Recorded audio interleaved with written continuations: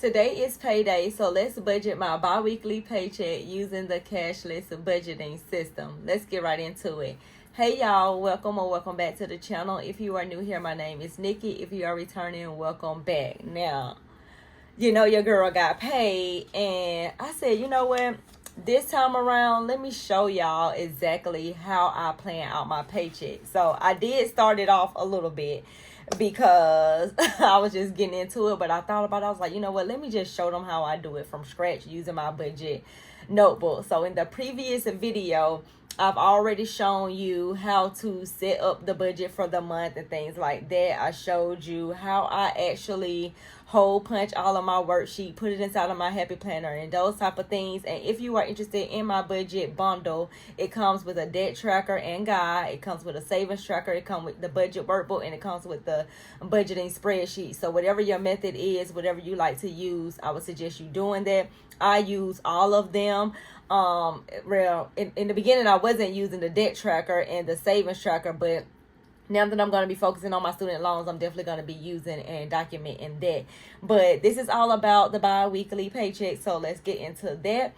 So the very first thing that I do, or that I have written out already, is I budget out my paycheck. So I always budget out my paycheck at the lowest amount that I've ever received. And so far this year, the lowest amount I've received is $1,900. So that's where I'm always going to start off with, $1,900.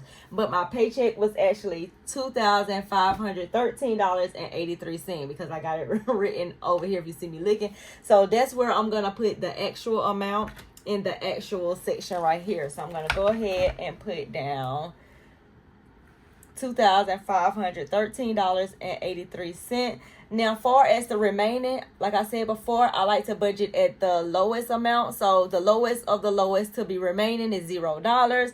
So that gives me a budgeted income of $1,900. I'm just gonna not include the remaining balance and just budget out this $2,500 that I'm receiving. So the next thing I do when it comes to my budget is, after I write down what I actually got paid, the next thing I do is take out my budget calendar and see exactly what bills are going to be taken care of with this paycheck. That's the reason for the budget calendar, is actually because all of my bills are set up on automated draft. I like to look at this to see, okay, well, what do we have coming out of this account and what is going to be getting paid and how much of it. So for me, this is what these colors stand for. These colors represent the paycheck. So I got paid on the 12th, or I get paid on the 12th. Everything highlighted in blue, I know got to be taken care of with this paycheck. So what I'm going to do is I'm going to go ahead and list all of that stuff down on my paycheck budget worksheet. And then I will be right back to let you know exactly how that looks. So I'm going to speed it up so y'all don't have to sit through this entire thing while I write it down. But I'm going to speed it up so you can actually see what it is that I'm doing.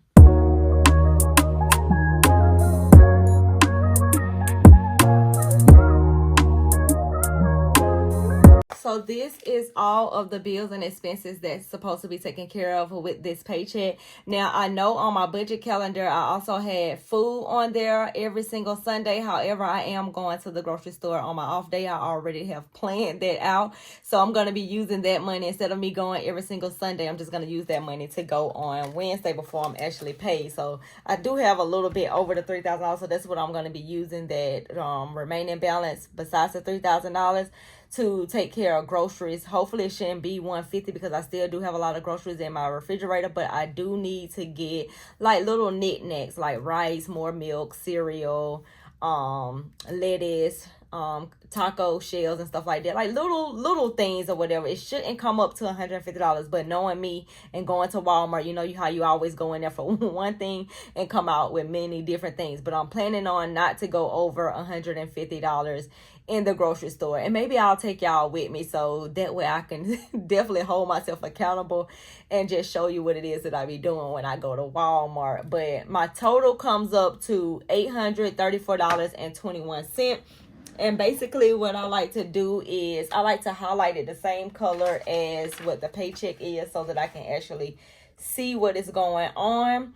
And then I do what is called a zero-based budget. And that's why I didn't really want to include the $3,000 on there, because that would have been a lot to break down. So since that's a big chunk of money, I think I'm just going to do it like how I just mentioned to you. Put the $1,000 in the starter house emergency fund, and then put the $2,000 in my savings account. And then I'm just going to budget out this amount of money. So with this or whatever, I know I still got to take out half of the payment for the mortgage, because we got 2 more paychecks, I think. Let me see, before I'm actually paid again. So I like to look at that, because I don't like to be using my whole check to pay no mortgage payment. We're not doing that. So I get paid on the 12th, I get paid on the 26th, and I get paid again on the 10th. So I know that I gotta split both of these checks. So $875, and then whatever I have left can go to debt payment, fund spending, my son, that type of stuff. So let's go ahead and do the zero-based budget when it comes to this, and I will bring you back and tell you exactly what it is that I'm going to be doing. But I'm going to speed the video up, so again, you will not have to see me writing this all out, dragging it all out. You can just see it sped up. So let's get right into it.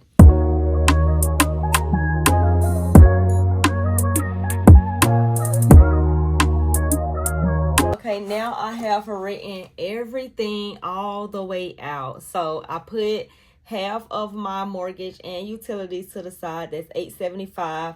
I put the student loan down, going from the smallest to the largest. That's $333. I'm giving myself $100. That's give or take. That's just, I might give myself $100. I might not. I haven't been giving myself any money, so I don't know. I'm not even doing anything. I don't have anything planned or whatever, so I really don't need no spending money. But I'm just giving myself the money just in case something comes up and I want to participate in it. I will at least have it in my budget than not to have it in my budget. Then I have $40 for my son. Typically, he do not need any money. He makes his own money. He was just at his grandma's house helping her pack up her stuff because she's moving. So he earned $25 on that. And then he cut grass the other day. He still got $40 on that one. So this is just, just in case the school call, field trip happens, something comes up where it's a book fair or anything that happens where it gonna cost me some money to spend on him that I didn't necessarily plan for. I did that all school year last year, and something came up where I had to take that money out of my miscellaneous spending. But this time around, I just want to put a little small something inside of there. If I use it, good, I've budgeted for it. If I don't use it, then it just goes back into the pot. So then I'm left with $331.62.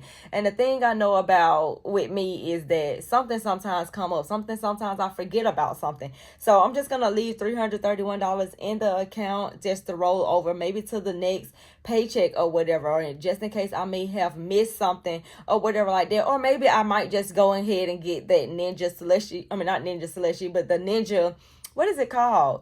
Somebody said Ninja Creamy. Or whatever, but I've been looking for a blender to make these smoothie bowls at home. I haven't bought a smoothie bowl. Can you believe that? I have not bought a smoothie bowl since I started this 75 Hard Personal Finance Challenge. And if you are interested in the 75 Hard Personal Finance Challenge, or you like, girl, what are you talking about? 75 Hard Personal Finance Challenge. I'm going to link that video after this one so you can go and check it out, because your girl have not bought any smoothie bowls, and I'm so proud of myself. I had to turn it down Sunday because I was tempted to get one, but thank God that it was 7 o'clock and I knew that they were closed. So that urge went right out the door. But when I went in Walmart and saw that blender, because there was so many options from the Ninja, I did not know which one to get. I didn't see any of the ones, the cheaper ones, with the smoothie bowls on the outside of the box. I did find the blender that got the smoothie bowl on the box, and that thing was $199. I didn't realize it was $199. I thought it was up under $100. So being that it's $199, the one that I saw with the smoothie bowl on the box, I said I might have to wait to Black Friday. I might have to wait to Black Friday to get me a blender. So I don't know if y'all have any suggestions on blenders. I really prefer the Ninja ones, because I do have a Ninja air fryer, a Ninja slushy machine, or a frappe machine, or whatever it's called. I have those, and I like the Ninja products. So I just want to keep it in the Ninja family. Or maybe I should just reach out to them and see if I can get one, a collaboration going, even though, I got to start making those type of videos. videos. Maybe let me know if y'all want to see like Frappe's videos, me making it in that slushy machine that I got, because I rarely even use that machine now that I think about it. So maybe I don't need a blender. I might not use it. And that thing was expensive because I got it as a Christmas gift, so I didn't pay for it, but I got to start using that machine a little bit more or whatever. But that's what I'm going to be doing. And this is pretty much how I budget my bi-weekly paycheck. This is my simple setup. This is what I do every single time that I plan out my budget or whatever. It's just simple and it's easy. And then I transfer this information into my spreadsheet. So the only thing that I put in my spreadsheet is the actual amount that I actually got paid. And then as the things start clearing through my checking account, or as I start spending money, it start updating once I put it on my transaction tracker. I can't even get the name out because I call mine the expense tracker in the worksheet, but on here it's a transaction tracker. So once I start spending money, I put it in the spreadsheet and inside of my budget workbook, and it start just calculating it on its own. But that's it for this video. If you have not planned your paycheck, or if you are looking for a simple way, because I got a very simple way, but it is very straight to the point. It's very doable, and it gets the job done, as you can see. But it's one thing writing everything down in your spreadsheet and your budget workbook, and it's another thing to go out there and actually spend the money, because that's what the real thing, that's where it really happens at. When you go out there and swipe that card, when you go out there and start spending money, are you doing the same thing that you put on paper outside of the spreadsheet, outside of the budget workbook? So that's where discipline come in. And I wish you so much success on your journey. If you are interested in this stuff that I'm mentioning in this video, I'm gonna link everything down below in the description box, and I will see you in the next video. Bye.